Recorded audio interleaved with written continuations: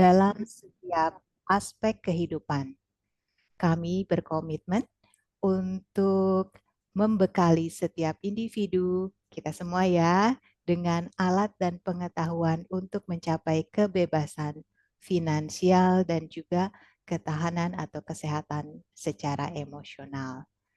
Dalam kegiatan kami, beberapa pelatihan yang kami lakukan itu berada di area literasi finansial, emotional intelligence, kemudian communication and coaching dan coaching sendiri, dan yang terakhir adalah self healing dan mindfulness.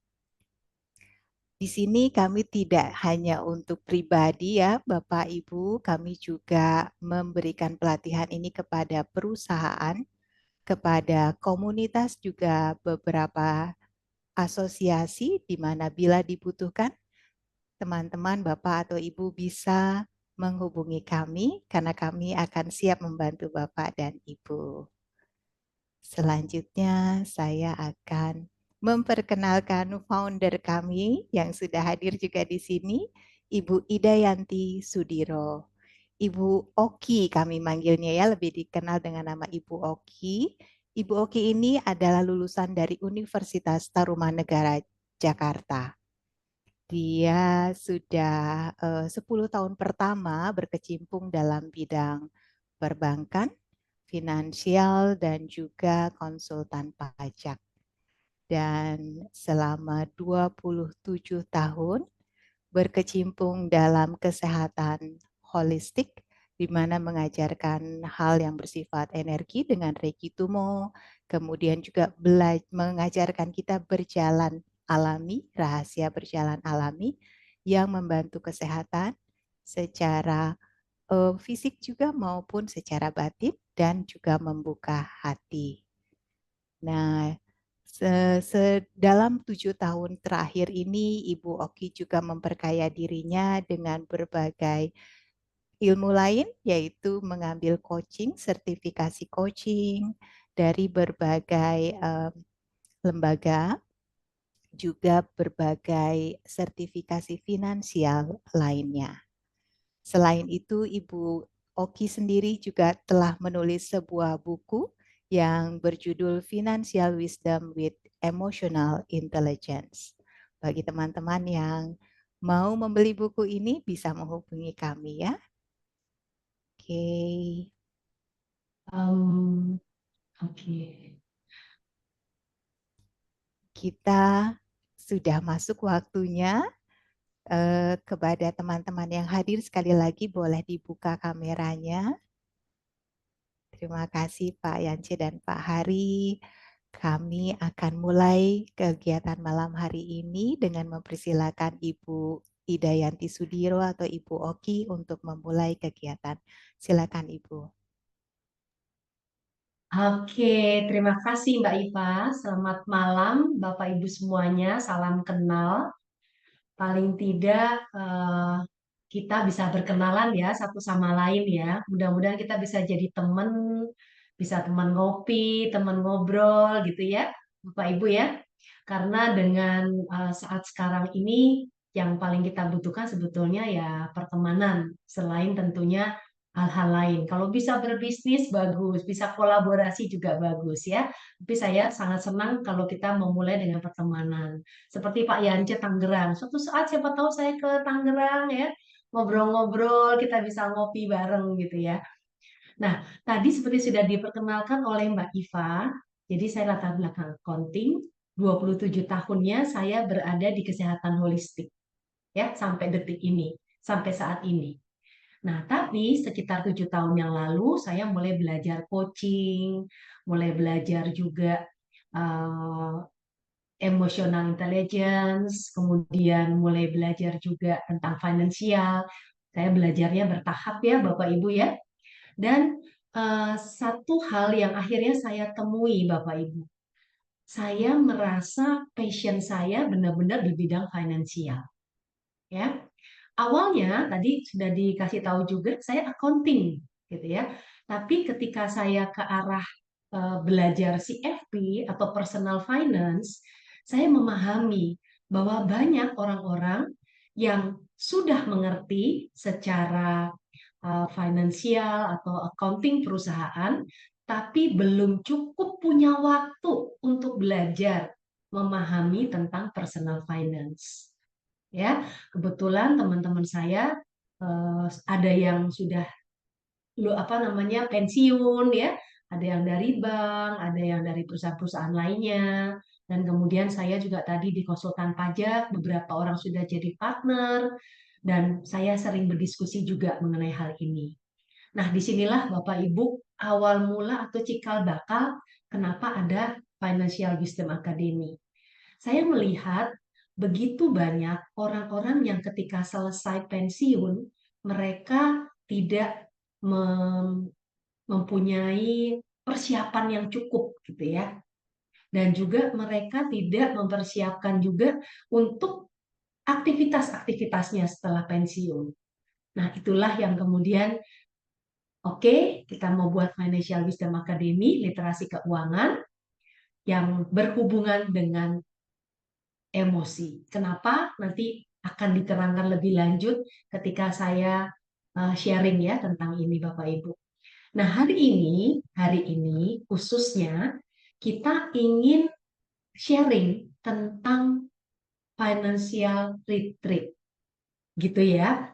Financial retreat. Jadi berbeda dengan program-program di financial wisdom lainnya, kita akan berbicara tentang financial retreat. Dan karena financial retreat ini tidak biasa, karena itu saya pikir sangat bagus kalau saya cerita tentang introduction-nya. Beberapa lama yang lalu sudah ada introduction versi A, ya. Yang hari ini adalah versi B. Nanti sekitar 2 minggu lagi akan ada versi C. Nah, Bapak Ibu sangat diharapkan untuk ikut versi A, versi B, versi C, supaya lebih mengerti aja apa sih hubungannya, gitu ya, antara finansial dengan holistik, gitu ya.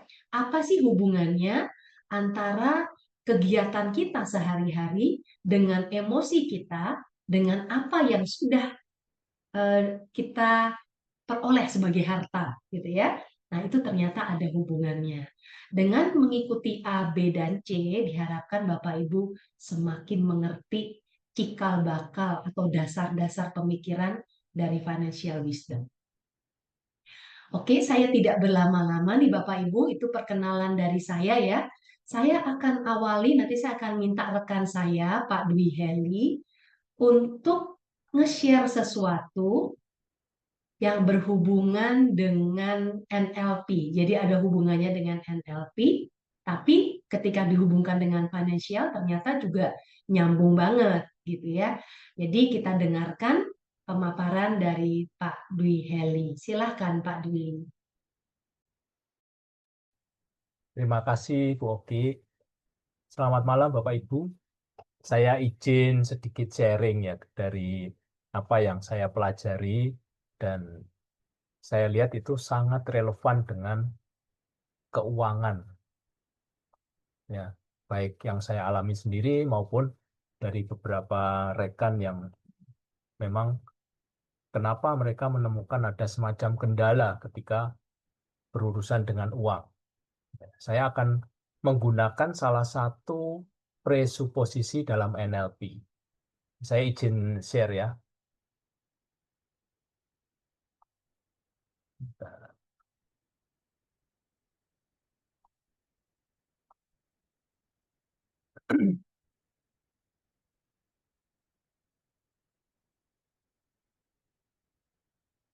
Nah, Bapak Ibu, kalau Bapak Ibu melihat ini, ya, tadi kebetulan cerita Pak Yanco itu menarik. Pak Yanco kan tinggal di Tangerang ya Pak.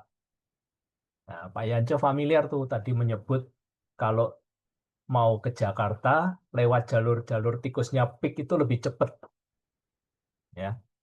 Nah, sama nih. Tapi kalau Pak Yance misalnya karena Pak Yance sering ke Jakarta Selatan nggak misalnya? Lumayan sering, Pak. Nah, berarti relatif cukup tahu jalan-jalannya ya Pak ya. Sedikit banyak, Pak. Jabodetabek, Pak. Jabodetabek lumayan ya, oke. Lumayan. Nah, pengetahuan mengenai peta Jakarta ini tentu akan sangat membantu Pak Yance ketika menuju sesuatu. Nah, ini hanya sebagian. Kalau Pak Yance kan petanya beda tuh, masuknya Provinsi Banten ya. Banten atau Tangerang, Pak? Banten, Ya. Pak. Banten Provinsi ya. Banten. Nah, kalau kita lihat setiap provinsi di sini ini adalah satu bagian dari map yang lebih besar. Dalam hal ini adalah map dari Pulau Jawa. Nah, kalau misalnya kita berkutat aja di orang Jakarta nih, dia tahu ondel-ondel ya secara kebudayaan, tahu kerak telur, lalu ada bahasa Betawi, ada Monas, ada Istana Negara. Tapi ketika dia bergeser ke Banten, ke Pik, dia nggak nemu itu, ya, nggak nemu Monas, nggak ketemu apa itu Istana Presiden gitu ya. Lalu kita bergeser. Nah, setiap kali kita bergeser, kita memperluas map kita. Ya. Kayak tadi pengalaman Pak Yance, petanya bukan hanya wilayah eh, Tangerang yang deket Pik itu, tapi sampai Jakarta yang seluruh Jabodetabek lah. Relatif Pak Yance tahu karena Pak Yance explore tuh. Entah karena pekerjaan, entah karena hal-hal lain. Nah, sama ketika kita ada di apa itu suatu daerah, lalu kita pergi nih dari Jakarta ke Bandung, kita akan lihat bahwa makanan atau kulineran di Bandung berbeda banget dengan yang di Jakarta. Ketika mereka pindah ke Jogja, beda lagi. Di sana ketemu bahasa Jawa yang berbeda, ya. Ketemu ada candi yang di Jakarta nggak ada. Ada banyak hal yang kita ketahui ketika kita memperluas map kita. Nah, kenapa ini menjadi premis yang penting dalam NLP? Nanti saya akan singgung sedikit apa itu NLP. Nah, presuposisi ini salah satu kunci untuk kita memahami diri kita sendiri maupun orang lain atau dunia di luar kita. Jadi kalau kita hanya berpacu ber apa itu mengacu pada map kita, pengetahuan kita ya terbatas di situ aja. Gerak kita ya terbatas di situ saja. Nah, supaya kita berkembang gimana? Kita perlu memperluas map kita. Nah, ini kalau dalam persepsi NLP, dunia yang kita lihat dengan panca indera melalui mata atau melalui penciuman atau melalui rasa itu diolah dulu oleh pikiran. Nah, dalam mengolah ini, pikiran itu memiliki beberapa filter. Nah, ada filter. Sehingga orang melihat sesuatu yang sama, tetapi karena filternya berbeda, dia akan satu, sebagian data atau fakta atau informasi yang sebenarnya fakta dia hapus. Karena buat dia ini nggak ada pentingnya buat saya, ini saya nggak suka, jadi disingkirkan. Berarti di-delete. Tapi dia juga akan ada kemungkinan menambahkan sesuatu yang di informasi atau di faktanya sebenarnya nggak ada. Nah, itulah muncul yang namanya gosip, ya kan? Bumbunya lebih banyak daripada peristiwanya itu sendiri. Karena setiap orang, si A menambahkan ini, si B menambahkan itu, si C menambahkan yang lain lagi. Sehingga berkembang sangat liar. Kalau kita ngomong gosip itu sangat liar. Karena orang melihat fakta, faktanya sama, tetapi yang disikapin dengan cara yang berbeda, dikomentarin dengan cara yang berbeda. Nah, itulah yang dipelajarin dalam apa itu NLP, the map is not the territory. Nah, kalau kita menggunakan ini, ya, kita melihat fakta yang sama, kita saring, lalu kita komunikasikan pada orang lain. Yang terjadi apa biasanya? Kalau kita menggunakan peta kita seperti ini, ya, kemudian mengomentarin suatu kejadian, yang terjadi apa Bapak Ibu?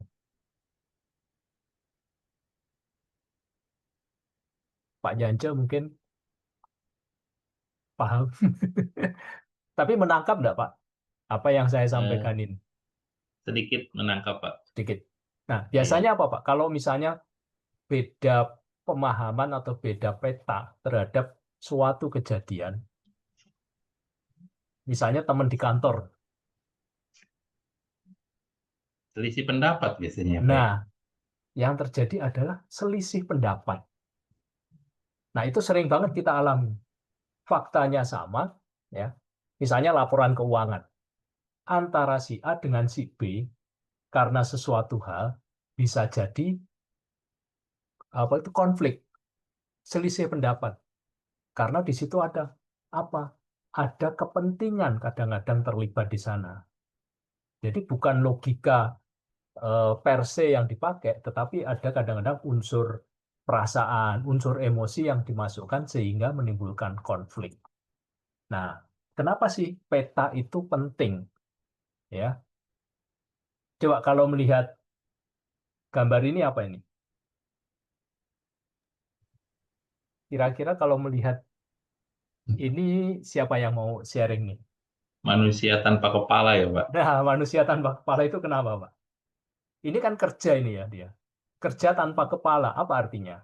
Hidup tanpa arah kalau seperti saya sih lihat ini, Pak. Iya, dia seringkali kita itu hidupnya nggak ada arah. Karena apa? Nih, kadang-kadang saya pun mengalami ya. Kita berangkat bekerja, otomatis bangun pagi, langsung ke kamar kecil, kamar mandi, selesai beres-beres, pakai baju, kemudian berangkat ke kantor, sampai kantor mungkin nyeduh kopi dulu, kemudian menyalakan laptop, semuanya terjadi secara otomatis. Karena apa? Karena otaknya ditinggal di rumah. Ya. Kenapa ditinggal di rumah? Nah, ini sebenarnya. Manusia itu paling senang kalau bisa melakukan sesuatu, memutuskan sesuatu dengan cepat, nggak perlu mikir. Betul apa betul ya? Kita seringkali mengalami yang seperti ini. Ya. Semuanya kita mau serba otomatis. Jadi kayak robot kan? Kan seringkali dikomentarin tuh. Hidup kok kayak robot ya. Bangun pagi, pulang petang. Kerjanya monoton banget. Apakah itu salah?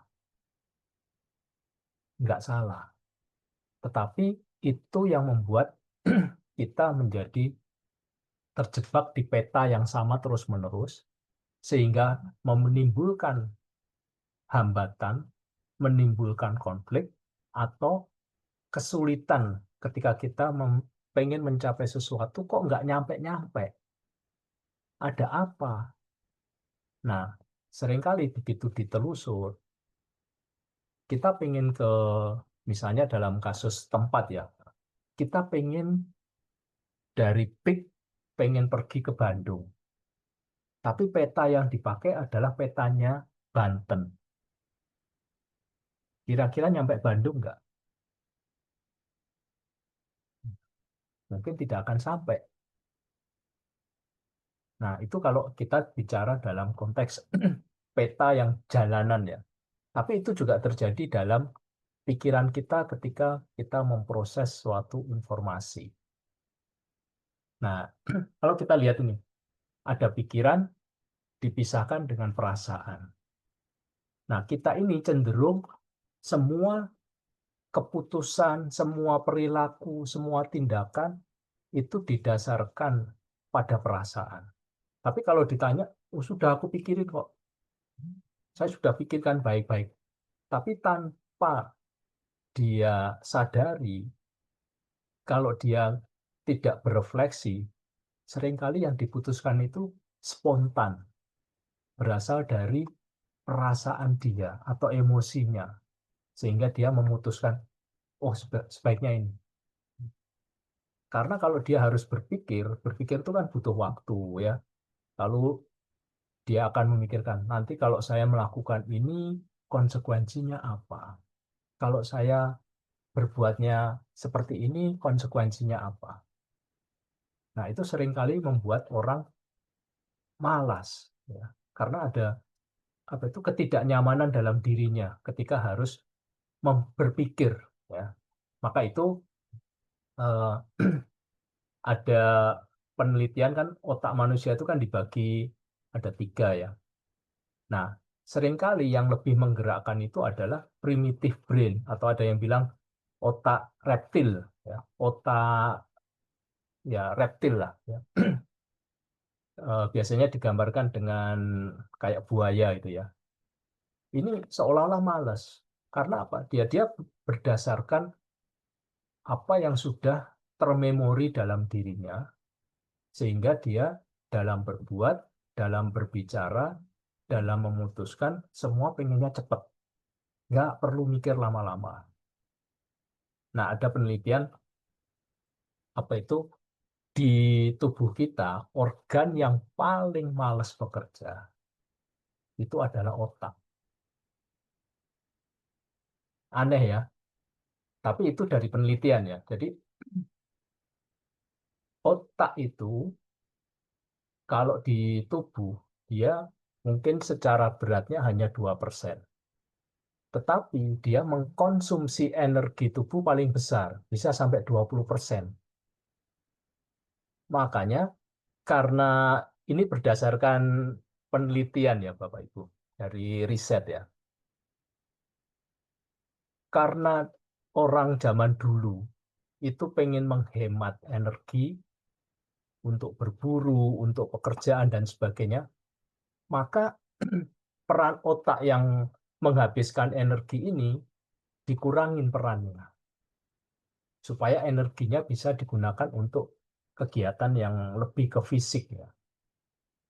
Nah, itu rupanya berlanjut gitu loh. Diyakini bahwa itu benar. Nah, dalam NLP, apa sih itu NLP? Neuro Linguistic Programming. Neuro itu adalah cara kita menggunakan rasa, menggunakan indera untuk menciptakan dan memahami pengalaman terhadap dunia. Pengalamannya apa? Pengalaman ketika kita berinteraksi dengan orang, pengalaman ketika kita apa itu mengerjakan sesuatu. Nah, itu adalah cara-cara kita merasakan. Lalu linguistik bahasa, bagaimana kita mengkomunikasikan apa yang kita rasakan, apa yang kita lihat, yang diproses oleh otak, dikomunikasikan dalam bentuk bahasa. Nah, diprogram. Jadi bisa diprogram sebenarnya. Nah, pemrograman ini yang membutuhkan pemikiran, yang orang suka sekali malas berpikir. Kita ngomong secara general ya. Nah, akibatnya apa? Kita selalu dicap kita mempunyai kebiasaan. Nah, ada kebiasaan buruk, kebiasaan baik, kebiasaan orang sukses. Makanya selalu dibilang, kalau kamu mau sukses, kamu harus mengikuti kebiasaan orang sukses. Mengikuti apa yang dia lakukan. Itu paling mudah.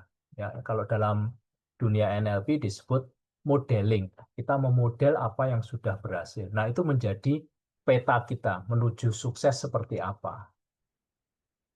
Nah, kalau dalam konteks keuangan, ya, misalnya sebagian orang takut investasi. Aku lebih aman di deposito deh. Kenapa dia takut investasi? Nah, peta mentalnya, keyakinan dia, investasi itu sama dengan judi. Nah, emosi yang muncul ketika temennya ngajakin untuk berinvestasi, misalnya di saham gitu ya. Aduh, liatin tuh, sahamnya jatuh dari sudah menyentuh angka 7.000 lebih, tiba-tiba jatuh ke 600. Atau sahamnya apa itu Wika, sahamnya Gojek ya, sahamnya Goto itu dari angka 200-an tiba-tiba drop di bawah 100. Itu kan bikin shock. Makanya dibilang investasi itu judi. Nah, sebenarnya ini adalah mentalnya dia. Karena entah dia alami, entah dia hanya membaca berita sepotong. Ya. Begitu ada berita buruk mengenai satu saham suatu perusahaan, dia langsung menganggap investasi di saham itu mengerikan. Kalau bisa jangan, itu judi. Itu berasal dari itu.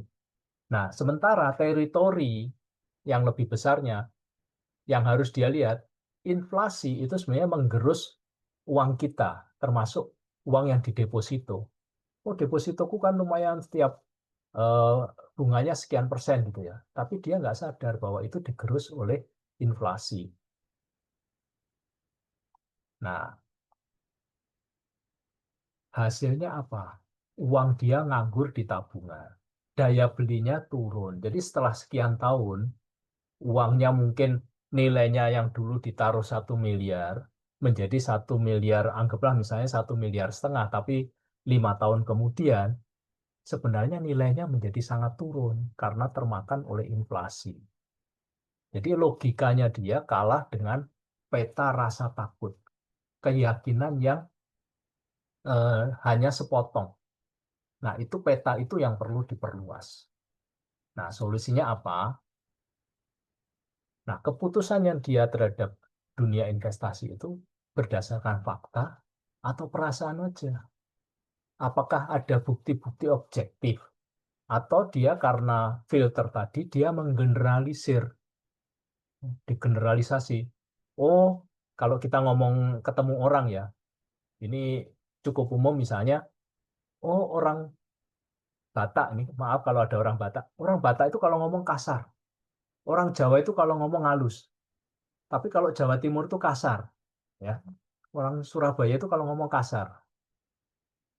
Nah, ini menjadi generalisasi. Padahal itu tidak berlaku untuk semua orang. Nah, untuk itu kita perlu memperluas peta kita dengan melakukan salah satunya, dan ini juga dilakukan di NLP adalah melakukan reframing, membingkai ulang peta mental yang tadi negatif itu kita bingkai ulang. Kalau dulu menganggap investasi itu judi atau sangat berisiko, sekarang dilihat investasi itu untuk memproteksi diri kita dari inflasi.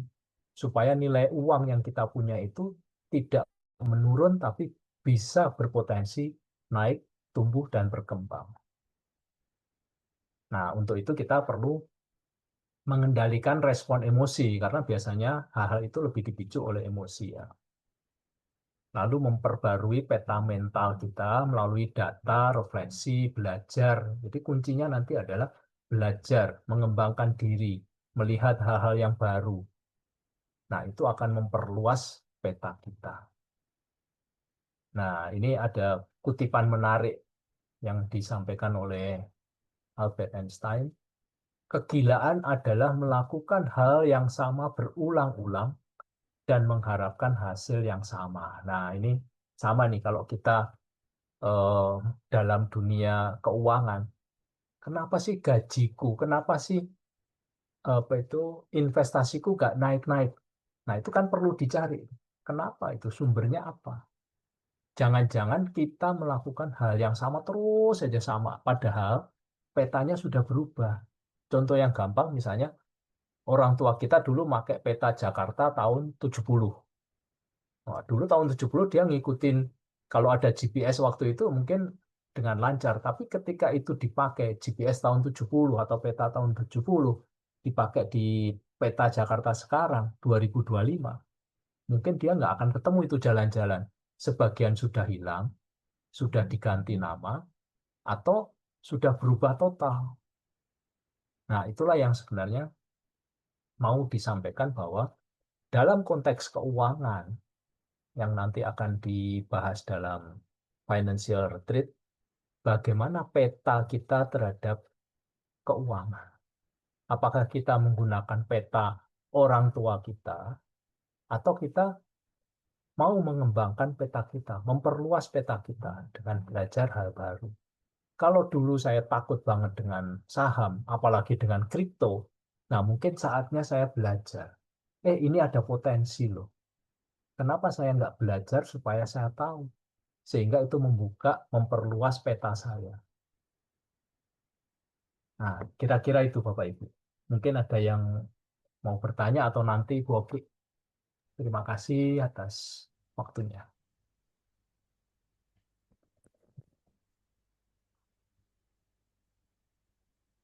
Itu Bu Oki, saya kira cukup. Ya, terima kasih Pak Dwi. Kita akan memberikan kesempatan bertanya ya Mbak Iva. Betul, Bu. Kita akan beri kesempatan bertanya kepada 2 orang, kepada Bapak atau Ibu, teman-teman semua yang ingin mengajukan pertanyaan, boleh langsung buka mic-nya dan langsung bertanya kepada Pak Dwi. Silakan teman-teman.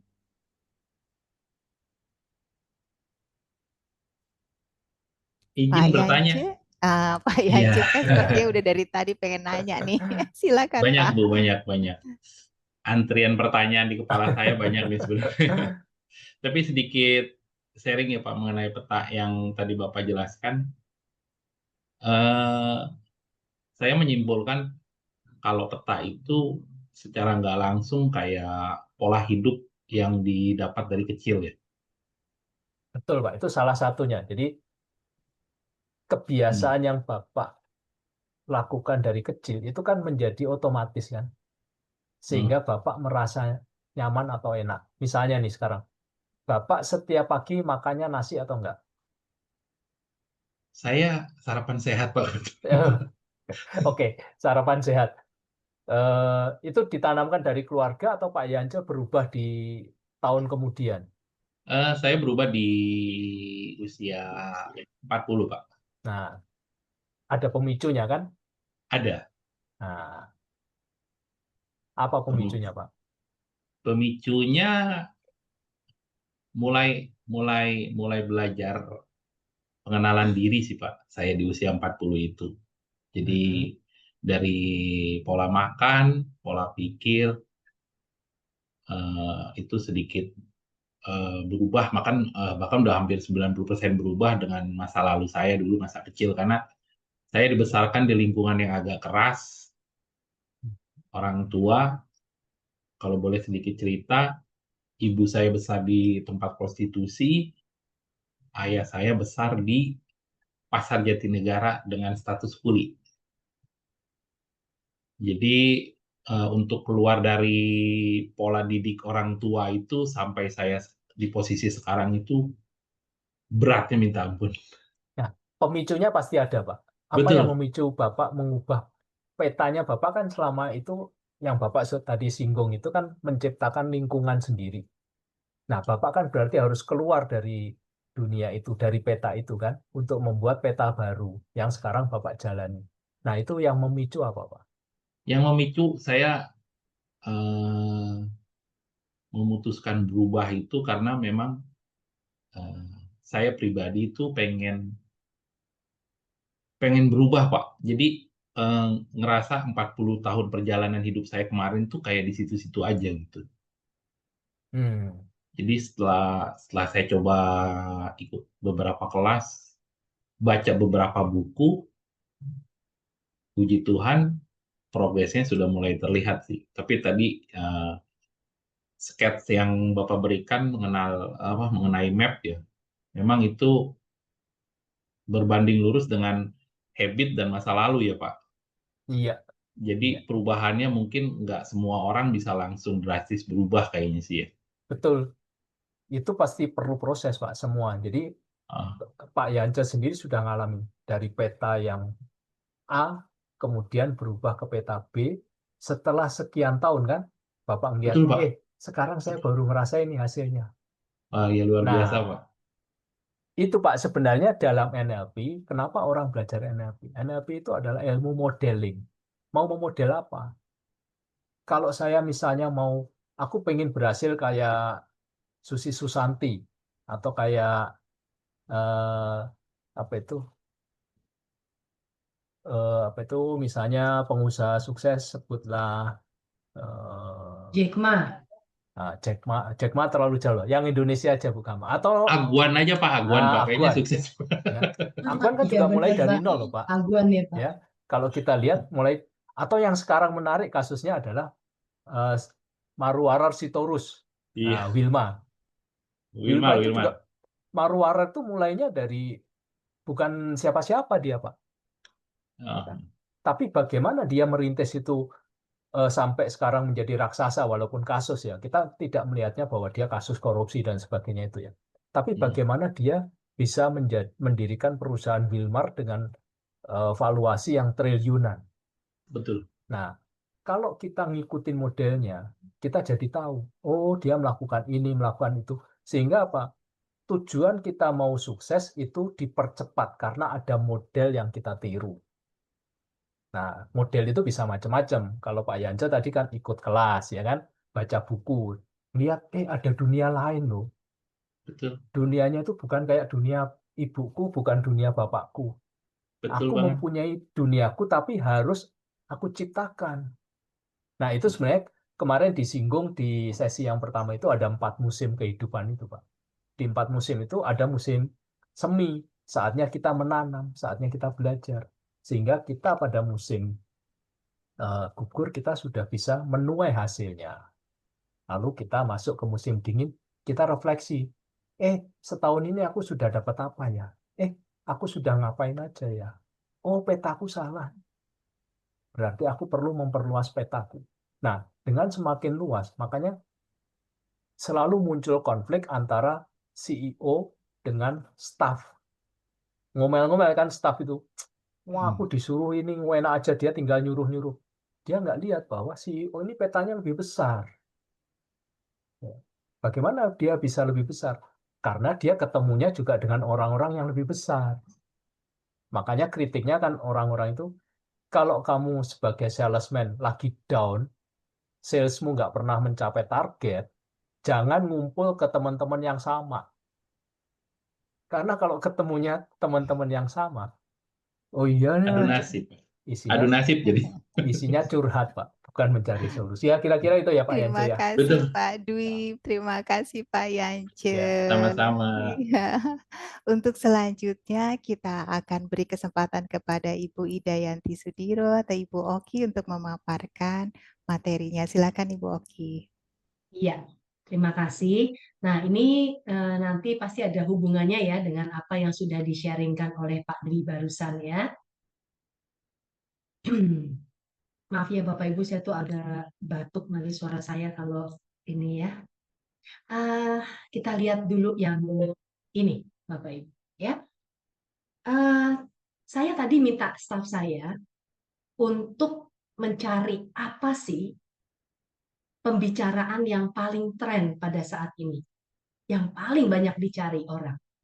Ya, yang pertama adalah ternyata kesadaran investasi jangka panjang. orang udah mulai sadar bahwa menabung saja tidak cukup, gitu ya.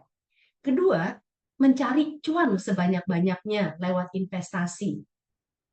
Nah, dalam hal ini saya cukup setuju nih ya pencarian dari tim saya, karena saya melihat begitu banyak teman-teman yang ngomongin tentang ini investasi sama si Anu ya, ini sahamnya begini, ini cukup banyak. Itu ada di WA grup saya, yang WA grup pertemanan maupun WA grup umum yang lainnya. Dan kemudian yang terakhir, mereka juga mulai belajar multiple income. Jadi, oh ya, menyadari kalau hanya satu sumber penghasilan tidak akan cukup dan akan terengah-engah ya di kemudian hari. Maka itu harus punya side hustle atau pekerjaan tambahan. Nah, teman-teman atau Bapak Ibu semua, jika ini tren yang paling banyak, dan saya sendiri juga mengalami di WA grup saya pernah buat survei. Kalau masalah keuangan, kira-kira apa ya yang paling menarik untuk Anda, gitu ya? Dan jawabannya, bagaimana mencari penghasilan tambahan, bagaimana mencari investasi yang menghasilkan cuan banyak. Persis kayak gini, ya. Nah, kemudian saya lalu mengambil kesimpulan nih Bapak Ibu. Berarti kalau mereka berkutat di sini, ya, bagaimana mendapatkan pendapatan yang banyak, bagaimana menghasilkan investasi yang cuannya besar, ya, returnnya tinggi. Tetapi tentu saja di sini kita perlu tahu ya, returnnya tinggi, tapi biasanya juga resikonya tinggi, gitu ya. Tapi mereka suka nih dengan ini. Investasi macam-macam, bahkan misalnya robot trading, ya itu juga, wah orang pokoknya kenapa sih orang bisa tertipu ke sana? Karena memang ingin ke sana gitu ya, karena ingin memang menghasilkan sesuatu secara cepat dan hasilnya besar. Nah, kalau untuk side hustle, ini ada kaitannya dengan retirement planning. Bagus kalau punya penghasilan tambahan, karena kita terutama yang bekerja di kantor ya sendiri, tentu kita tidak bisa terus bekerja di sana karena pensiun udah mulai di usia 56 atau sekarang mungkin udah lebih tua sedikit ya, 58 ya, bahkan ada yang 60. Tapi bagaimanapun suatu saat kita akan keluar dari kantor itu kalau bukan kita yang punya kantor itu. Nah, jadi saya tegaskan sekali lagi, kalau itu yang menjadi concern-nya, makanya hanya ada di sini dan hanya di investment dan juga di retirement planning. Bagaimana dengan protection planning? Mereka punya peta nggak di sini? Ya, saya tahu dalam hal ini banyak orang yang kurang suka dengan asuransi dan bahkan mati-matian pembohong, penipu gitu ya, dan tidak suka. Pokoknya makanya agen asuransi paling sering ditolak ya, paling sering tidak jadi teman gitu ya, karena itu. Tapi ternyata 6 area perencanaan keuangan menurut FPSB ya, Financial Planning Standard Board, orang harus melalui ini semuanya nih Bapak Ibu untuk bisa memastikan kesejahteraan sampai akhir hayat. Ya. Nah, kita akan mulai ya dari cash flow management. Ini berbicaranya tentang pendapatan dan biaya. Kalau pendapatannya dianggap kurang, maka tadi mencari pendapatan lebih. Kalau biayanya dianggap tinggi, maka seharusnya bisa mencari substitusi atau berhemat. Kemudian yang protection planning, kalau saya tadi ngelihat beberapa yang kebetulan membuka videonya ya, tidak dalam keadaan anak-anak yang masih usianya 27 tahun, 30 ya, sepertinya sudah lumayan senior. Ini beruntung kalau saat ini, wah saya nggak pernah punya proteksi tuh Bu Oki. Sampai saat sekarang, alhamdulillah saya nggak pernah sakit. Dan kemudian anak-anak sekolah dengan sukses sampai sekarang, yaitu kebetulan, ya, yaitu artinya alhamdulillah tadi, bersyukur karena memang kita tidak dalam keadaan yang tidak baik gitu ya. Tapi kalau ternyata kita dalam keadaan yang kurang baik, misalnya kita melihat ada ya orang-orang yang meninggal di usia 35, ya, bagaimana dengan kehidupan keluarganya? Nah, ini yang jadi pertanyaan, ya. Oke, berikutnya ke investment.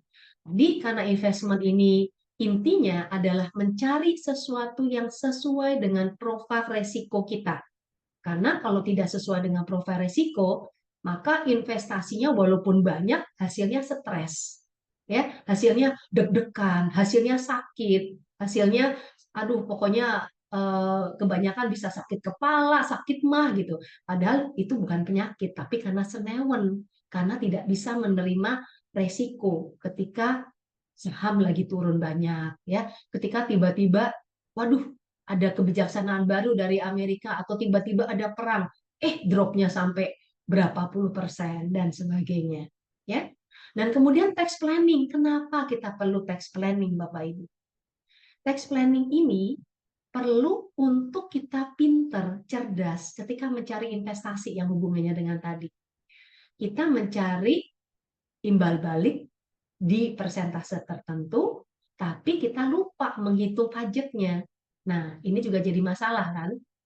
Atau kita misalnya ketika kita masih bekerja di perusahaan, kita bisa mengambil DPLK. Misalnya ada fasilitas ya dari perusahaan DPLK yaitu dana pensiun dan kita tidak mengambilnya. Padahal ini sangat hemat di pajak dan kita bisa menghemat sampai sekian puluh persen. Kenapa? Karena uang yang diambil dari DPLK cuman flat 5%. Sedangkan gaji kita, misalnya gaji kita udah di level yang lumayan tinggi ya, 30%, 35%, artinya kita membayar pajak sebesar itu loh, dibandingkan kalau kita bisa melakukan tax planning. Ya, berikutnya lagi, kalau kita tidak melakukan retirement planning, gimana? Kita udah melakukan investasi dengan baik, ya, tapi di sini kan bisa naik turun nih Bapak Ibu. Ya, kalau apalagi kita bukan orang yang misalnya mengedepankan keamanan, ya, harusnya kita pada saat diinvestasi ini juga tidak bisa semuanya di satu hal ya, misalnya di saham saja, di reksadana saja, di emas saja, di kripto saja, ya, atau di emas atau di yang lain lah, properti saja misalnya. Nah, ketika hal ini terjadi, Bapak Ibu, bagaimana dengan retirement planning kita? Apa yang kita dapatkan, apa yang kita punya pada saat kita pensiun? Nah, ini juga pengaruhnya sangat besar. Dan kemudian estate planning adalah bagaimana kita mau mewariskan ke keluarga kita nantinya. Nah, Bapak Ibu, ini kalau saya bisa samakan dengan apa yang diajarkan oleh Pak Dwi adalah tentang map kita. Kalau kita cuma satu, yaitu di investment aja, kita cuma satu ya, cash flow aja, atau cuma di tax planning, atau cuma kita, saya nggak percaya asuransi, saya maunya di pensiun aja. Begitu terjadi sesuatu, mau nggak mau kita ngambil uang pensiun kita. Atau kita cuma belajar di investasi aja, ya. Suatu saat kita tidak punya asuransi, tidak punya juga untuk hari tua kita akan ngambil dan kita akan berkurang banyak uang yang diinvestasikan.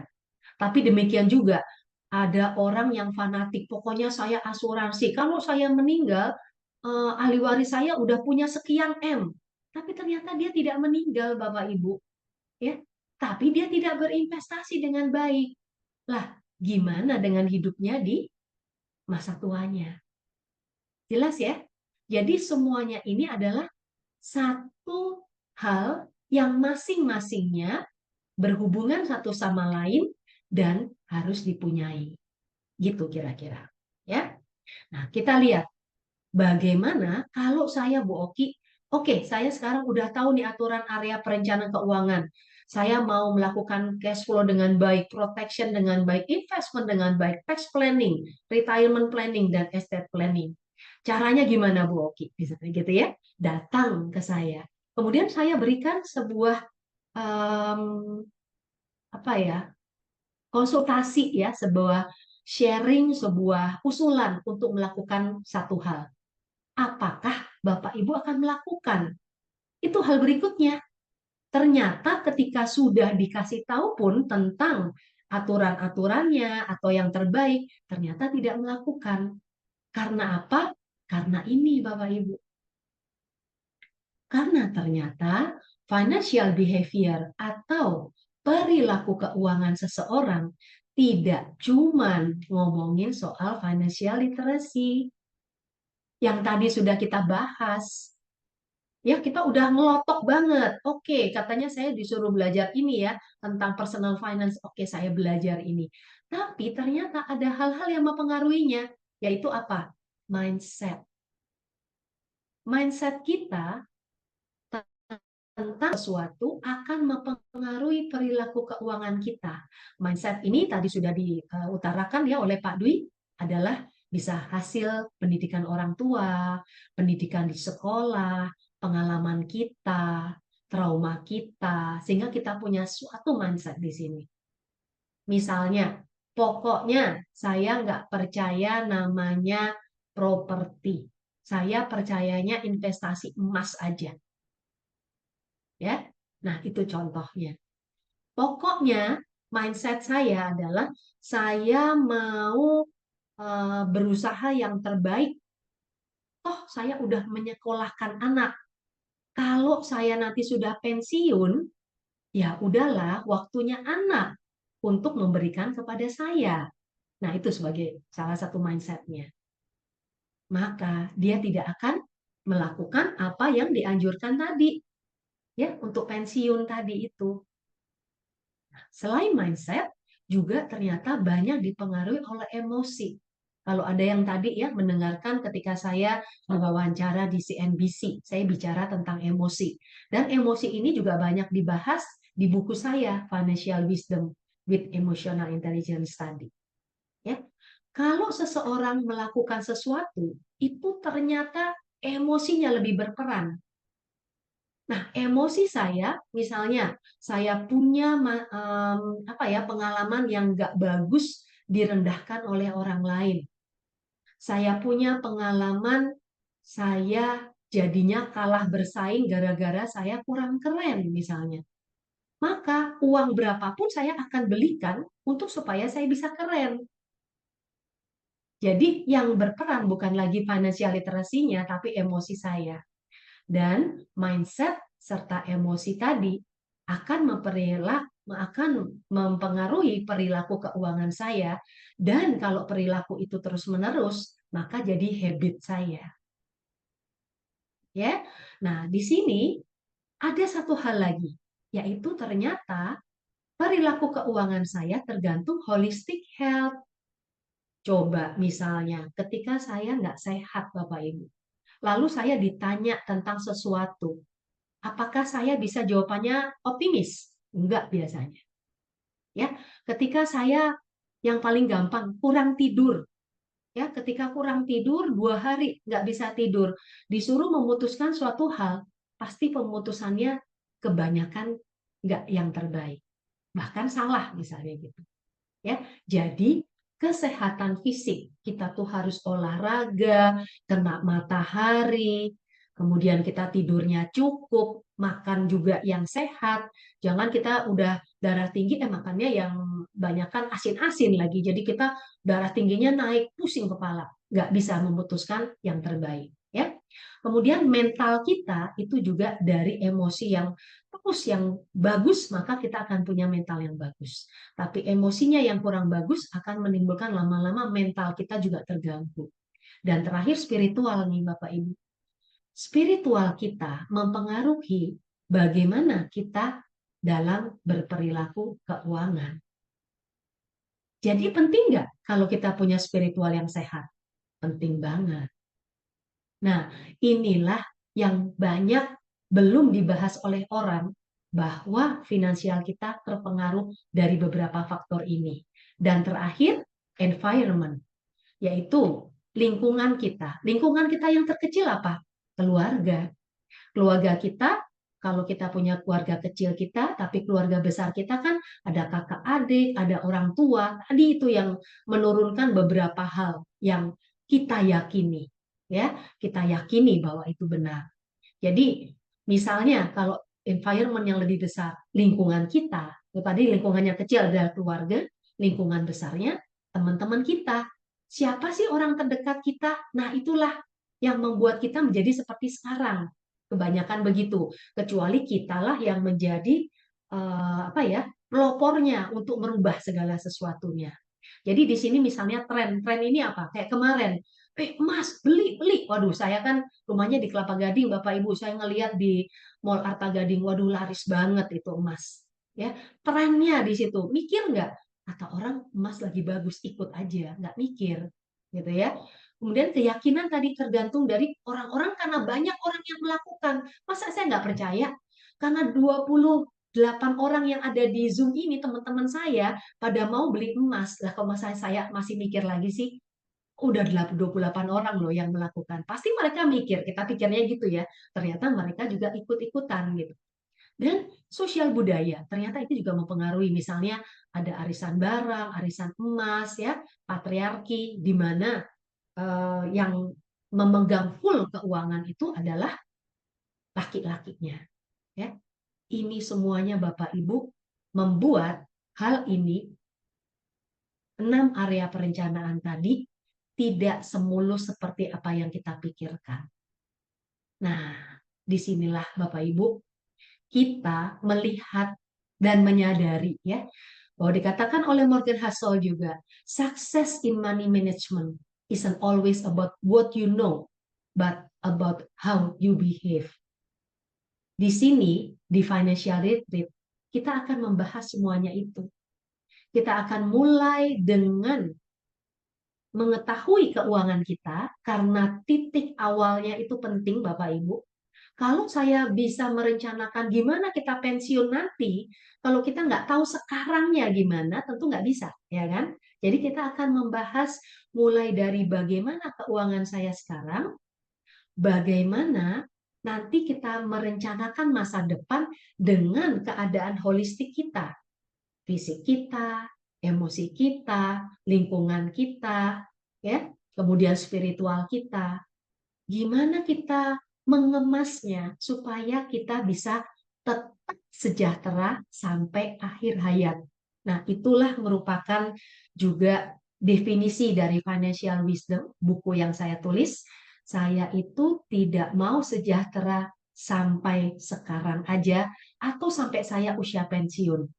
Tapi saya mau sejahtera bukan juga sampai saya 10 tahun setelah pensiun. Saya maunya sejahtera sampai saya meninggal. Sampai akhir hayat. Supaya di sini kita semua yang ada di sini juga bisa meng-cut sandwich generation. Ya, karena saat ini sandwich generation itu banyak. Gimana caranya kita bisa start mulai dari kita bertanggung jawab untuk hidup kita sampai akhir hayat. Nah, inilah yang akan dibahas di Financial Retreat. Ya, jadi ini mulainya dengan Financial Health Check-up yang sebentar lagi Pak Suryadi ya sudah siap, Pak Suryadi, dan kemudian retreat 3 hari 2 malam seputar apa? Tadi seputar yang sudah saya katakan. Dan kenapa sih perlu retreat Bu Oki? Bisa nggak sih kalau nggak usah retreat gitu ya? Ternyata orang itu terlalu sibuk Bapak Ibu setiap harinya. Ya, pagi malam tadi kata Pak Dwi ya, kalau hari libur ya jalan-jalan, ya makan, ya pergi, tapi untuk diam sejenak, rehat sejenak dari semua ini, melihat dari jauh keadaan kita, itu jarang. Makanya perlu retreat. Supaya kita tenang, nanti juga akan dibimbing ya, supaya keadaan kita tuh dalam keadaan sangat santai, sangat tenang. Karena mengambil keputusan tentu tidak bisa dalam keadaan tergesa atau lagi ada yang dipikirkan yang lainnya. Ya, dan habis itu ada follow up financial coaching. Biasanya setelah melakukan retreat ada hal-hal yang kita mau lakukan, apa yang kita mau lakukan ini kita follow up. Apa yang sudah kamu lakukan di 1 bulan setelah retreat.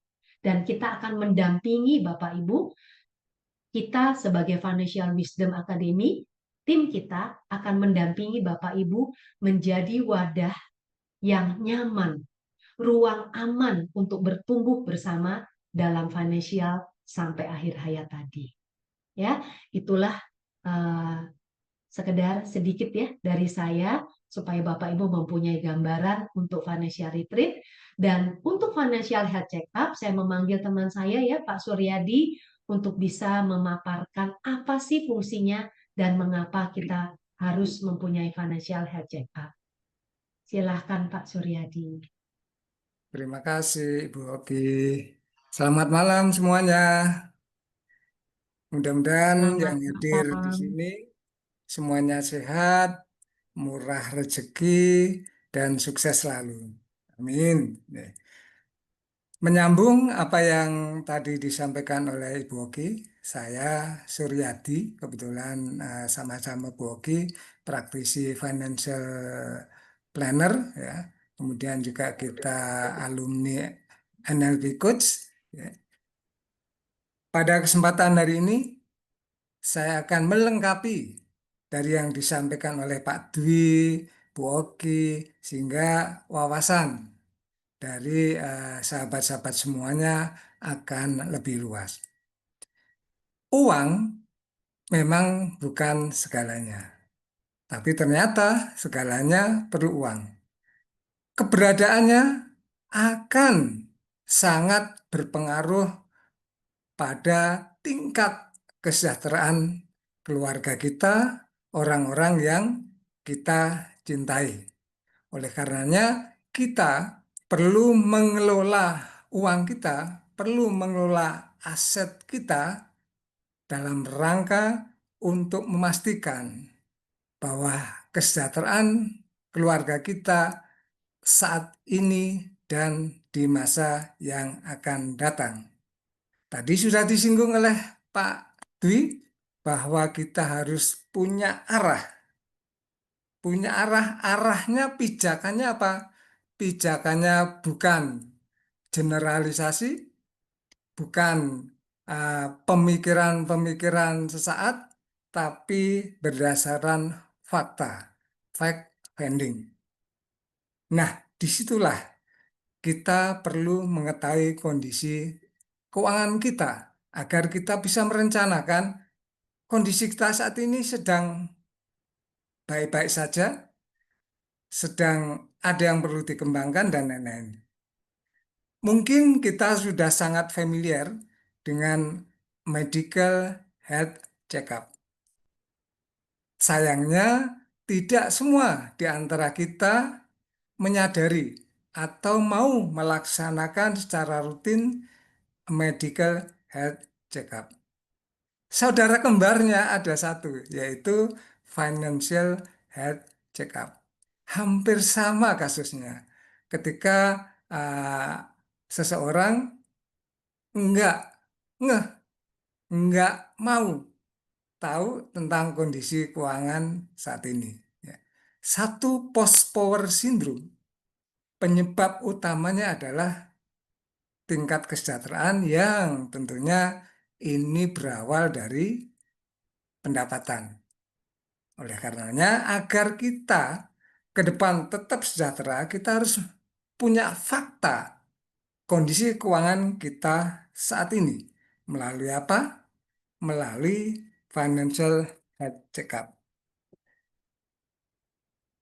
Mungkin sahabat-sahabat sudah banyak yang sedikit banyak mengetahui financial health check-up itu apa. Ada yang mau sharing sedekah ilmu agar bisa bermanfaat untuk kita semua? Monggo. Baik, sambil jalan. Jadi, financial check-up adalah suatu proses pemeriksaan, evaluasi rutin. Nah, ini rutin ya. Jadi tidak ketika kita melakukan apa Untuk medical health check-up kan juga harus rutin itu. Sama. Bisa bulanan, bisa periodik 3 bulanan, 4 bulanan, 6 bulanan, atau tahunan. Agar kita mengetahui progres apa yang terjadi pada aset-aset kita bisa menentukan arah. Barangkali dengan financial health check-up, yang tadinya nggak ngeh, jadi lebih semangat. Oh, ternyata kondisi keuangan saya begini tuh. Sehingga kita bisa bersikap, wah, kalau saya punya tujuan keuangan begitu dengan kondisi ini masih kurang dong. Nah, kalau kita nggak pernah melakukan financial check-up, mungkin kita kurang menyadari sebenarnya kita pada posisi apa. Tujuan dari financial check ini adalah untuk mengetahui kondisi keuangan saat ini melalui 8 rasio keuangan. Yang hasilnya, apakah kondisi keuangan kita stabil, apakah ada masalah, atau ada yang perlu diperbaiki. Financial health check-up adalah titik awal untuk merencanakan keuangan keluarga dalam memastikan bahwa keluarga kita tetap sejahtera baik sekarang maupun di masa yang akan datang. Kira-kira apa sih? Kayak apa sih financial check-up ini? Baik, saya akan sharingkan. Maaf, mohon diberi akses untuk sharing. Sudah, Pak. Oke.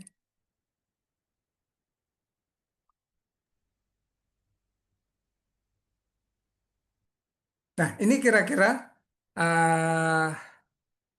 hasil analisa financial check-up ini dari Financial Planner Standard Board Indonesia System ya. Jadi kita memakai sistem yang ada di FPSP. Nanti setiap orang yang mengikuti financial check-up itu akan mendapatkan printout secara periodik tentang kondisi keuangannya. Kita lihat 8 rasio keuangan yang akan tampil. Yang pertama adalah dana darurat. Dana darurat ini untuk mengetahui aset liquid kita yang kita miliki yang bisa sewaktu-waktu kita perlukan, yang sebaiknya disimpan dalam bentuk kas atau secara kas atau instrumen yang mudah dicairkan seperti tabungan, reksadana pasar uang. Jadi kalau di tabungan kan kita tergerus ada biaya administrasi, tapi kalau di reksadana pasar uang biasanya benchmarknya itu di atas inflasi ya, itu yang pasar uang. Kalau yang saham tadi disinggung oleh Boki, kalau terjadi sesuatu yang sangat berpengaruh terhadap pasar, maka semakin berat, turunnya juga makin tajam. Nah, yang paling aman adalah di reksadana pasar uang. Dana darurat itu besarnya 3 sampai 6 kali kebutuhan sebulan. Andai gaji kita 25 juta, kebutuhan kita 20 juta, nah itu 3 sampai 6 kali kebutuhan sebulan. Dalam sistem yang sudah kita tampilkan ini, seseorang yang melakukan financial check-up, pengeluaran bulanan dia per bulan 22.666 sekian. Sementara aset liquid yang bersangkutan itu 350 juta. Rasio ini tidak ideal. Karena apa? Karena kita hanya memerlukan 6 kali kebutuhan sebulan. Kalau di sini kan 350 dibagi 22 juta kan ada 15 bulan lebih nih. Kelebihan, idealnya 6 bulan. Maka sisanya itu dianjurkan untuk dialokasikan pada investasi. Itu rasio pertama. Kemudian rasio kedua adalah rasio likuiditas. Ini dalam rangka untuk mengetahui likuiditas kita berapa sih? Di contoh ini sudah ideal ya, karena seberapa liquid aset kita itu minimum itu adalah 15%. Di sini yang bersangkutan 19% lebih, di atas 15% ideal. Kemudian juga rasio tabungan yang bisa dia keluarkan secara rutin, itu bisa ditabung dari pendapatannya berapa, menurut standarnya adalah 10%. Tapi yang bersangkutan 16,98%. Sudah ideal. Kemudian rasio hutang terhadap aset, jadi seberapa besar hutangnya sebenarnya, sehingga standarnya adalah maksimum 50%. Semakin berkurang semakin baik, semakin hutangnya hutang produktif semakin baik. Yang bersangkutan dengan hutang 40 juta, total aset 1,8 miliar, ini sangat ideal ya, karena maksimum 50, dia hanya 2,13%. Kemudian rasio berikutnya adalah kemampuan membayar hutang. Dia kira-kira berapa kondisinya? Maksimum itu adalah 35%. Ini ada di angka 18,87%. Sangat ideal. Sedangkan rasio kemampuan membayar hutang konsumtif, kita spesifikkan lagi ya. Hutang produktif itu 20%, hutang konsumtif itu maksimum 15%. Rasionya tidak ideal, karena maksimum benchmarknya itu 15%. Sedangkan yang bersangkutan 18,87%. Nah, untuk mencapai titik ideal 15% bagaimana? Tentunya kita tadi punya aset-aset likuid segera ditutup dulu, biar persentase rasio kemampuan membayar hutang konsumtif kita turun, tidak melebihi 15%. Juga rasio aset investasi terhadap kekayaan bersih ini yang bersangkutan kurang ideal. Ya. Rasionya hanya 1,09%. Padahal yang disarankan, karena kita bicara masa depan, aset kita jangan sampai tidak produktif, jangan sampai terjebak pada aset-aset yang bersifat pribadi, misalnya rumah. Kita punya 3, 1 dipakai, 1 untuk liburan, 1 untuk kalau ada saudara datang. Ini untuk keperluan pribadi semua nih. Ya, tidak ada yang diproduktifkan. Nah, sehingga dia sangat belum ideal, dari minimum 50% baru 1,9%. Sangat tidak ideal. Kemudian rasio yang ke-8 adalah rasio solvabilitas. Kemampuan untuk menyelesaikan kewajiban baik jangka pendek maupun jangka panjang. Cara menghitungnya, kekayaan bersih dibagi total aset, luar biasa. Yang bersangkutan sangat solvable ya. Karena standarnya minimum 50%, yang bersangkutan hampir 97%. Sangat solvable. Baik enggak? Kurang ternyata. Tadi di aset dia punya aset banyak, tadi di rasio investasinya kecil, ya. Ketahuan nih bahwa banyak aset-aset dia yang tidak produktif. Padahal masa depan itu adalah kewajiban kita untuk mempertahankan kesejahteraan keluarga kita. Oleh karenanya salah satu sumber untuk mendapatkan kesejahteraan itu adalah melalui investasi. Jangan sampai aset-aset kita tidak produktif pada saat kita memerlukan, bingung, dijual juga belum tentu cepat laku. Kemudian dari informasi-informasi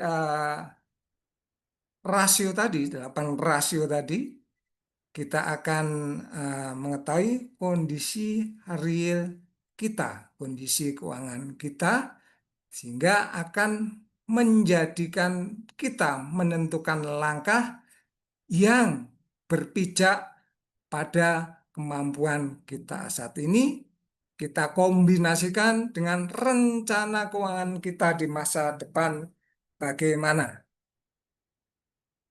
Kami siap membantu sahabat-sahabat sekalian. Semakin dini, effort semakin ringan.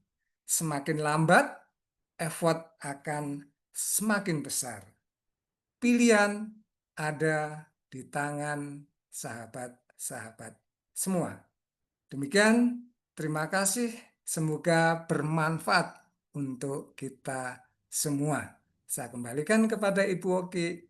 Monggo Ibu Oki. Terima kasih Pak Sur. Saya kembalikan kepada Mbak Iva ya.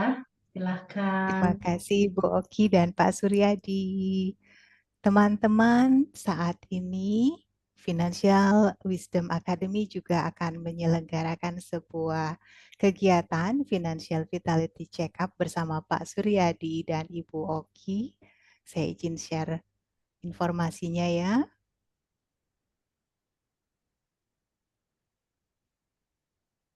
Oke, apakah ini bisa terlihat? Nah, saya besarkan sebentar.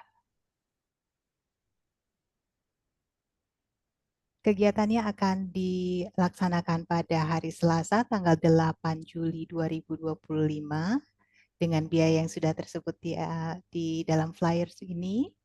Teman-teman boleh screenshot, ada nomor admin yang bisa dihubungi untuk teman-teman Mbak Iva bisa. digedein Mbak Iva. Ini sudah dibesarkan, Pak? Oh, tampilannya Belum Mbak Iva, belum belum full. pakai slide apa itu?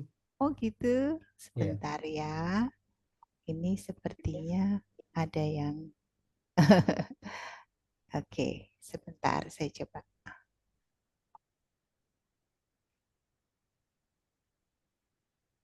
Ini yang Kita slide ulang itu. lagi. Ya, Yang kita slide. ulang lagi. Ini slide. Oke. Iya, Ya, Ini ya, oke ya. Nah, Baru bisa belum. terlihat. diklik belum? Belum Hah? juga. Oh, belum juga. Belum. Mungkin dari sayanya, dari sinyal kayaknya, Pak. Oh, oke. Ini nggak kelihatan juga ya? Saya sudah melihat nih. Kelihatan lebih kecil. Oh, kelihatan tapi Kelihatan kecil. tapi kecil. Ya udah nggak apa-apa Mbak Nggak Iva apa-apa kalau ya. begitu. Saya coba jelaskan sekali lagi ya, teman-teman ya. Di sini ada konsultasi personal selama 1 jam. Diadakan pada kegiatannya sendiri diadakan pada hari Selasa 8 Juli 2025 dengan biaya yang sudah disebutkan di dalam flyer. Yang akan mendampingi teman-teman adalah Pak Suryadi dan Ibu Oki sendiri. Oke. Untuk pendaftaran bisa menghubungi admin yang ada di nomornya sudah ada di dalam flyer. Nah, selanjutnya, saya mohon maaf ini sinyal mungkin tidak terlalu stabil di rumah. Kita akan masuk ke sesi tanya jawab langsung aja ya Bu Oki ya, kepada teman-teman yang mau bertanya baik kepada Pak Dwi, Ibu Oki atau Pak Suryadi langsung. Kami berikan kesempatan untuk 2 orang penanya dulu atau peserta dulu. Silakan boleh buka mic-nya. Boleh juga buka langsung kameranya untuk langsung bertanya. Silakan teman-teman. Ada yang mau bertanya? Ya, selamat malam. Ini Andi Karamoy. Selamat malam Pak Andi. Silakan Pak. Ya, maaf ya ini. Oke. Terima kasih. Ya, seperti biasa, bagus sekali informasinya malam ini. Saya ada dua pertanyaan yang bulan Juli dengan bulan September itu bedanya apa ya? Itu yang pertanyaan saya pertama. Terus pertanyaan saya Ya, kedua, bulan ya.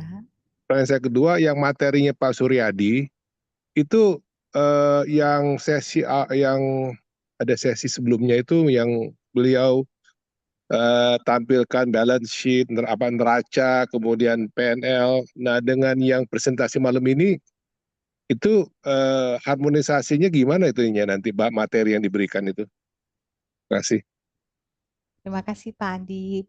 Siapa yang akan menjawab? Ibu Oki dulu mungkin. Silakan atau Nah, Pak habis Suryadi. ini baru Pak Suryadi ya.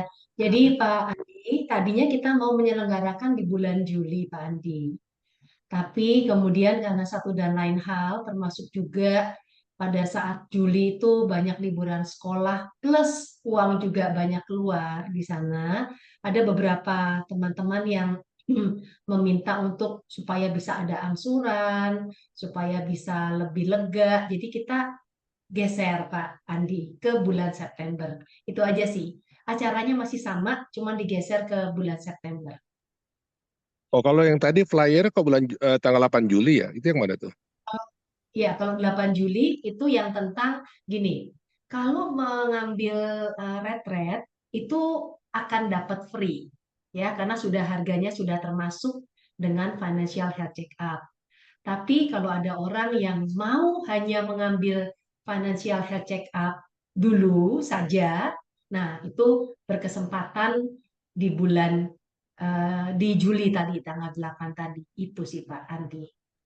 Oke, jelas. Terima kasih. Bisa jawab yang kedua, Pak Suryadi? Silakan Pak Suryadi untuk Ye, pertanyaan kedua. terima kasih Pak Adi. Memang agak beda dengan slide yang lalu nih, tapi ini sebenarnya lebih untuk mempertajam sehingga ada bagi-bagi tugas antara saya dan Bu Oki. Jadi nanti harmonisasinya tetap dalam proses retret finansial itu ada proses menerangkan tentang neraca, tentang cash flow, kemudian tentang sisih dan sisa dan sebagainya. Ya. Jadi ada semua Pak. Cuman malam ini saya memang lebih terkonsentrasi agar bisa memberikan pemahaman yang lebih dalam tentang financial check up itu apa dan prosesnya gimana sih, hasilnya kayak apa sih itu Pak Adi, Oke. tapi materinya sama sebenarnya. Ya. Terima kasih. Terjawab Eh, ya Pak Andi. Ya, Ada lagi? maaf, saya sekali mumpung ini. Jadi untuk persiapan tanggal 8 atau kalau mau ikut itu sebaiknya bawa data data artinya apa yang kita bawa persiapan itu misalnya data tabungan kita supaya tahu angkanya atau gimana ya? Udah harus siap-siap nggak ya datang ke situ? Silakan Pak Suryadi, apa yang Ya. dibutuhkan untuk bisa Benar, Pak. Jadi semakin kayak apa? Kayak medical health check up, semakin lengkap yang kita screen, Breakdown semakin ya lengkap pula datanya ya. hasilnya.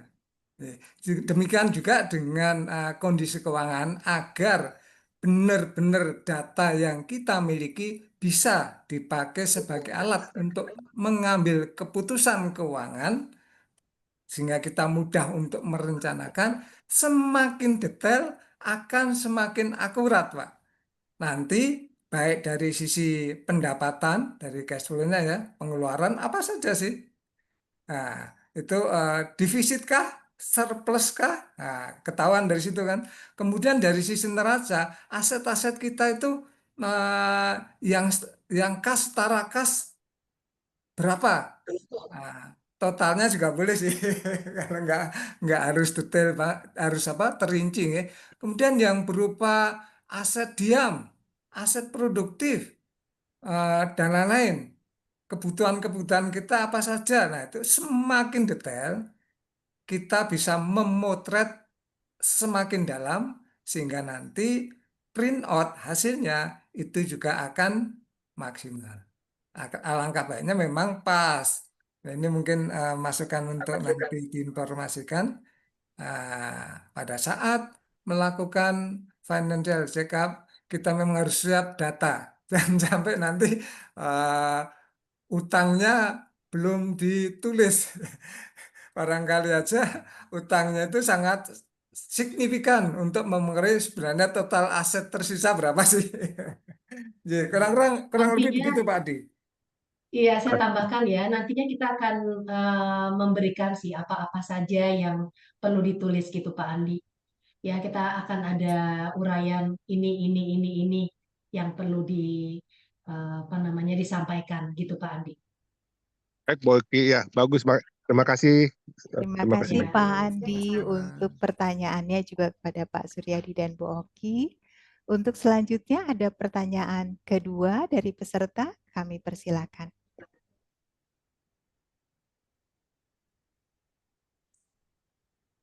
Karena bila tidak ada yang bertanya, Bu Oki yang akan bertanya. Yang akan memberikan hadiah Ini kepada teman-teman yang iya, bisa menjawab. Nah, ini pas nih. Ya, mudah-mudahan teman-teman di sini bisa mulai buka kamera ya dan kemudian menjawab.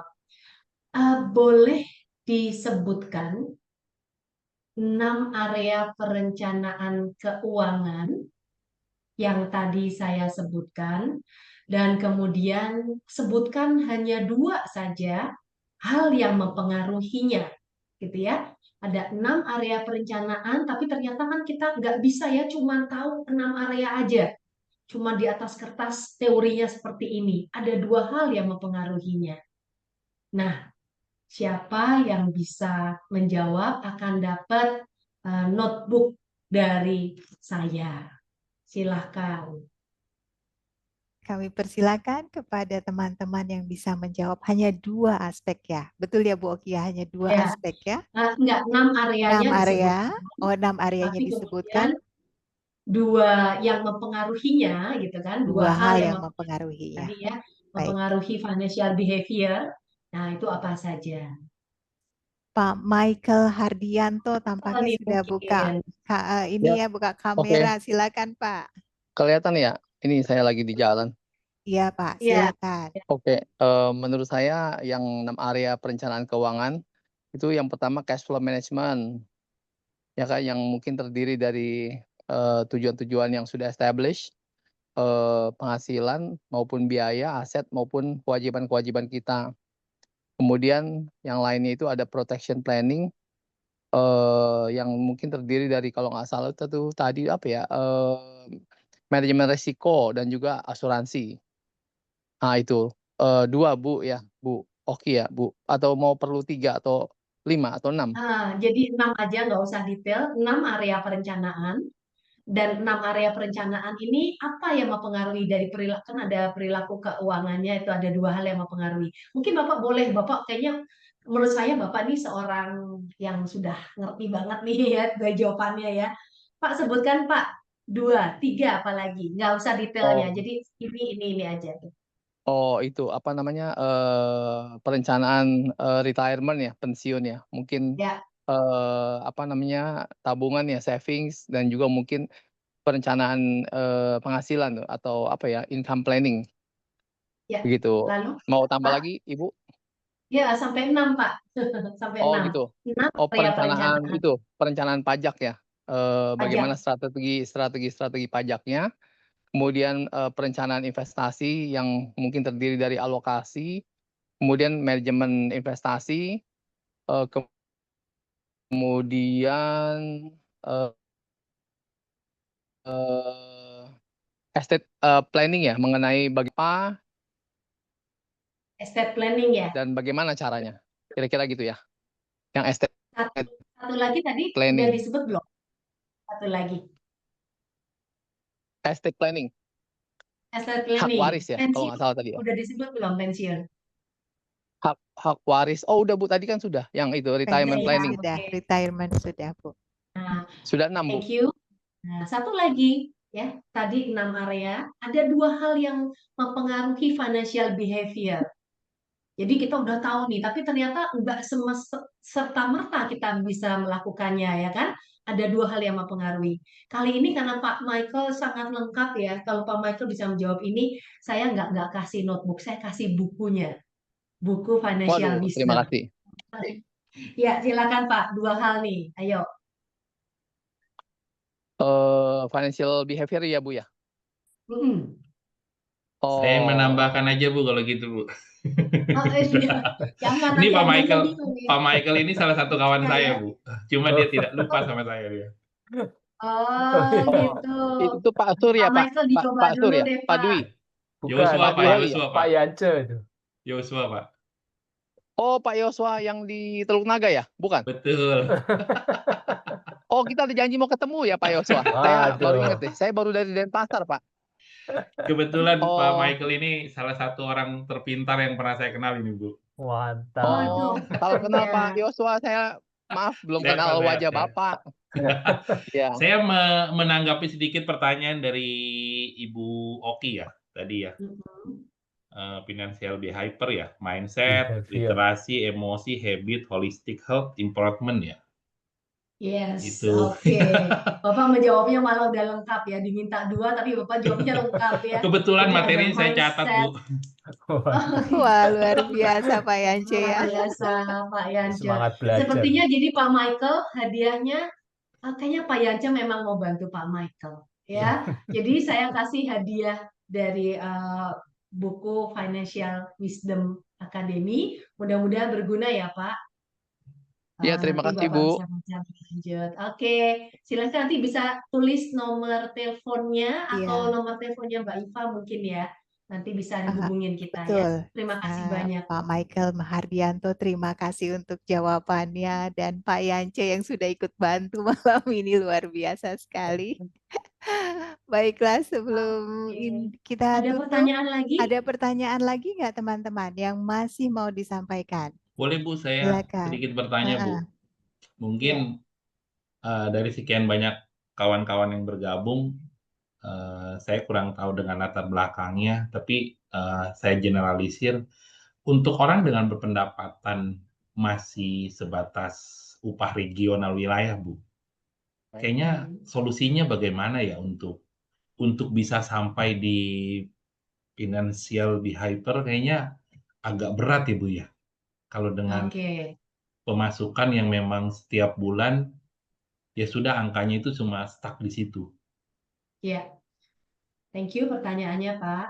Jadi gini Pak, memang kalau yang masih berkutat di cash flow ya, berarti ada dua hal yang biasanya menjadi konsentrasi kita, yaitu pertama kalau dia pendapatan, dan pendapatan itu misalnya dia dapatnya di perusahaan, kan berarti dapat dari gaji ya.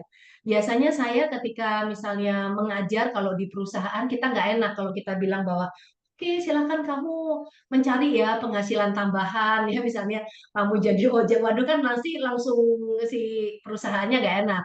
Tapi kalau kita misalnya buat di umum gitu ya, lagi kelas umum ya, saya biasanya mengajurkan mereka untuk mempunyai penghasilan tambahan. Entah apapun itu, entah si misalnya istrinya juga bisa buka warung, atau dianya ngojek ya, atau dianya ngelesin, atau dianya apalah macam-macam gitu ya. Yang kedua adalah biasanya kita analisa biayanya.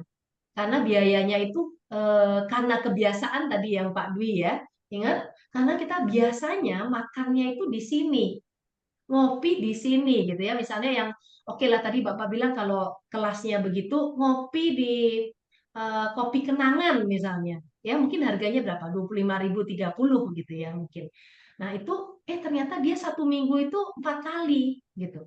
Nah itu kan bisa jadi hal yang kita bicarakan gitu ya. Atau kemudian dia juga suka jalan pergi naik taksi sekali-sekali karena apa namanya, dia terlalu buru-buru gitu. Jadi kayaknya kalau dia kendaraan umum dia nggak bisa, takut dimarahin, jadi dia naik taksi misalnya. Nah, biaya-biaya itu yang biasanya kita cari solusinya, Pak. Apa yang bisa mengurangi biaya-biayanya? Dan karena di sini saya juga gabungkan dengan coaching, itu kita nggak kasih tahu aja, tapi kita bertanya kepada dia karena disesuaikan dengan situasinya. Itu kalau yang memang masih tarafnya masih berkutat di cash flow ya, kita nggak bisa Oke. lari ke berikutnya kalau ininya masih berat banget Pak. Tapi kalau udah lebih mending, yang pertama yang harus dilakukan ya tadi mulai dengan menabung atau kalau punya keluarga sedikit aja masuk ke asuransi jiwa misalnya seperti itu. Itu Pak. Oke, makasih Bu Oki. Boleh Ya. saya simpulkan dalam artian income itu bisa jadi fondasi terbesar ya untuk melangkah ke selanjutnya Bu ya. Sebetulnya, tapi gini, nggak tepat ya Pak, karena gini, income oke kita ngomong misalnya 6 juta, nanti Bapak naik nih 10 juta, Bapak naik lagi 20, Gayanya 25, diturunin deh gaya hidupnya kalau. 30. Nah, gaya hidupnya tetap ikutan naik. Jadi ketika kita ya, aduh 6 juta 500.000, nah, kita udah, wah lumayan ya. Tapi ketika kita udah di 25 juta, ternyata kita nabung cuma 2,5 juta. Nah, inilah biasanya yang jadi masalah, Pak. Gaya hidup. Habit Nah, Bu ya. makanya di buku ini, di buku yang saya bikin ini, kita mengulas itu. Gaya hidup sangat dipengaruhi oleh emosinya seseorang. Betul. Jadi emosi itu yang dibetulkan dulu. Jadi kalau di financial wisdom kita bukan hanya mengajar tentang literasi keuangan, tapi mempelajari emosinya. Jadi ayo mau ikutan emotional intelligence dulu deh, atau mau ikutan meditasi dulu deh, supaya kamu tenang, supaya kamu memandang hidup itu enggak, pokoknya gue mau hebat, gue mau pamer, gue mau kelihatan apa gitu kan. Ada mungkin luka-luka batin yang perlu dikeluarin, Pak. Nah, Betul, setuju banget itu Bu, setuju. itu kita lepasin dulu di financial wisdom. Itu, Oke, Pak. oke. Terima kasih Bu Oki atas jawabannya. Terima kasih Pak Yance. Ya, Terima kasih sehat-sehat Bu selalu ya Oki. buat Bu Oki, buat Pak Suryadi, Dwi Heli, sama Mbak Iva. hostnya suaranya Iva, lembut banget. saya panggilnya saya Iva Pak. Iya. Terima kasih. Bu Ipa suaranya enak banget di kuping Bu. Wah, terima kasih. Itu penyiar Ini tuh sering Pak. datang Pak kalau gitu ke acara kita Pak. Oh, Hostnya iya, masih iya. oleh Mbak Iva. Kebetulan saya baru pertama kali ini bergabung di sini Bu. Iya. Iya. Nah, Iya. betul. Seru Bu nih Terima Pak Ipa. kasih Yance. nih. Suaranya garing Bu, seperti penyiar radio. Oh iya. Wah, terima kasih sekali. Ini Iya. anak-anaknya pasti terbiasa dengar suara lembut ini. Sehat-sehat ya Bu Baik. Rifa ya. Sama-sama. Kita Terima kasih Pak. Sama-sama. Pak Yosua, akan Oh Pak iya. Yosua, foto ya. Pak Yosua pakai nama Pak Yance Hermawan Pak. Itu nama asli saya Pak. Oh, saya kenalnya Pak Yosua. Ya, Yosua itu Iya Pak, kebetulan nanti nama saya telepon baptis. Bapak Pak ya, habis acara ini Nanti Pak. kita Ya, ngobrolnya betul. di telepon saja, jangan di Zoom Iya, sini. sorry ya maaf ya. Iya, kemarin saya dari Saya akan Bali Pak, dari Denpasar, maaf. Iya. Iya, terima Amin. kasih Pak Michael dan Pak Yance. Saya sedikit akan memberikan informasi tentang financial retreat ya Ibu Oki. Saya izin share sedikit informasinya supaya teman-teman bisa lebih jelas nanti.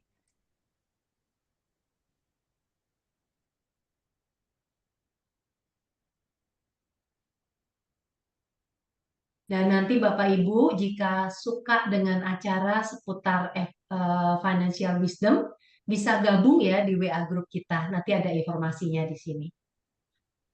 Ya, ini bisa terlihat ya Ibu Oki, Pak Iya, Dwi? bisa. Ya, ini buku yang tadi Ibu Oki sampaikan. Bila ada yang ingin membeli, bisa menghubungi nomor yang tertera di sini dengan judul Financial Wisdom with Emotional Intelligence dengan penulis Ibu Idayanti Sudiro. Nah, selanjutnya saya pause sebentar ya. Kita akan bicara tentang retreat-nya sendiri. Nah, ini dia.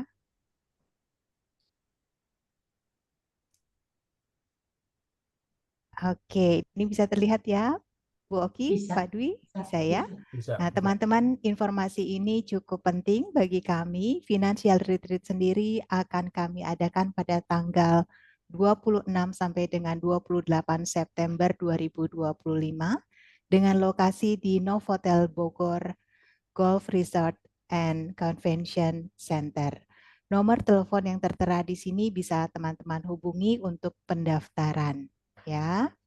Dan kami mempunyai juga kemudahan untuk bisa teman-teman peroleh dalam mengikuti kegiatan ini, di mana teman-teman punya kesempatan untuk mengangsur biayanya supaya tidak terlalu berat dengan 3 kali angsuran. Dan kita juga punya beberapa sistem pembayaran. Nah, teman-teman boleh menghubungi kami ya. Di sini ada juga Super Early Bird dan Couples. Oke. Satu hal lagi bisa.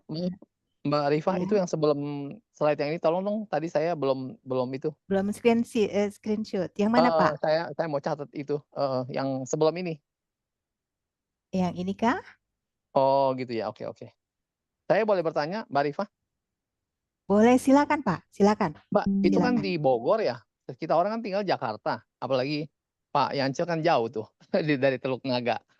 Itu Oh, jadi nginepnya di mana Bu? Di sana, termasuk itu biayanya, hotelnya. silakan Bu Oki bisa jelaskan. Iya, yuk terima kasih. Termasuk Pak, termasuk Pak. Jadi biayanya itu termasuk dari apa namanya financial health check up dengan Pak Suryadi, termasuk menginap 2 malam 3 hari di Novotel, termasuk nanti juga apa namanya follow up setelah retret Pak. Ya, jadi dibilang murah ya lumayan juga ya Pak, nggak mahal juga gitu loh. Jadi itu termasuk menginap dan makan semuanya. Kalau ngopi enggak ya Pak? Ngopi nanti mungkin Pak Michael saya todong sekali-sekali ngopi. Oh, nggak apa-apa, soal ngopi Nggak gampang. apa-apa. Santai ya Pak ya. Iya. Ibu Oke. maaf itu makannya cuma breakfast ya Bu, berarti ya? Enggak, full. Udah, 3 udah kali, Pak. makannya sudah full Pak. Oh ya, 1 hari 3 kali?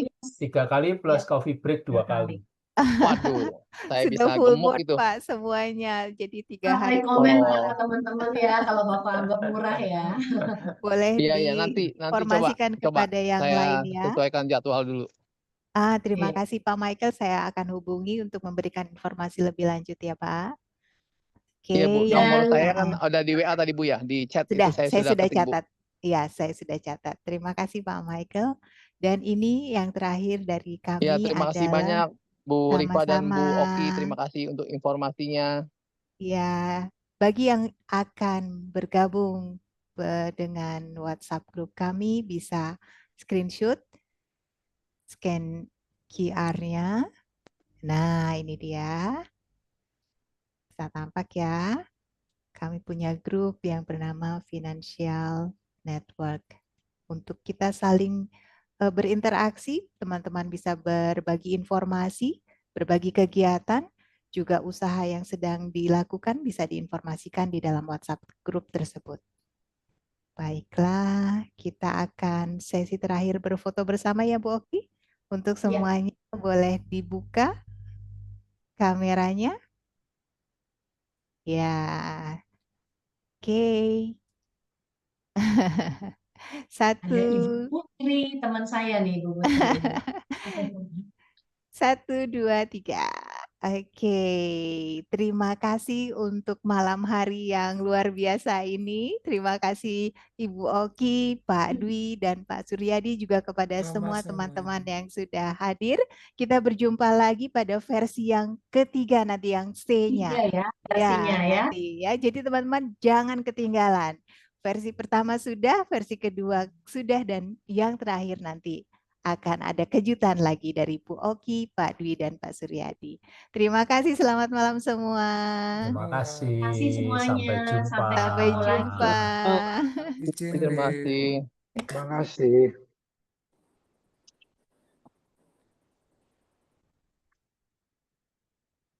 Oh Pak, iya Pak Beni. Mantap. Oke, Ya,